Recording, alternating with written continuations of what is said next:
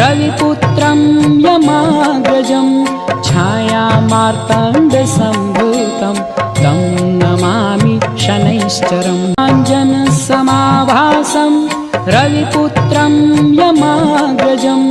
छायामार्ताण्डसम्भूतं तं नमामि शनैश्चरम् आञ्जनसमाभासं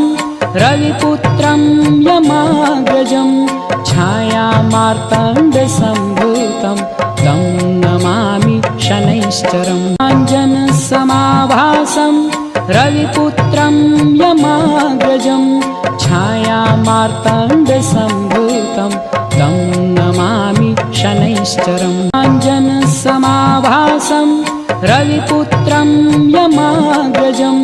छायामार्ताण्डसम्भूतं तं नमामि शनैश्चरम् आञ्जनसमाभासं रविपुत्रं यमाग्रजं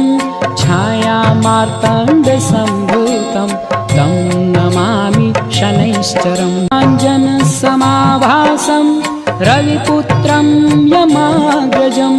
छायामार्ताण्डसम्भूतं तं नमामि शनैश्चरम् आञ्जनसमाभासं रविपुत्रं यमाग्रजं छायामार्ताण्डसम्भूतं तं नमामि शनैश्चरम् आञ्जनसमाभासं रविपुत्रं यमाग्रजं छायामार्ताण्डसम्भूतं तं नमामि शनैश्चरम् आञ्जनसमाभासं रविपुत्रं यमाग्रजं छायामार्ताण्डसम्भूतं तं नमामि शनैश्चरम्।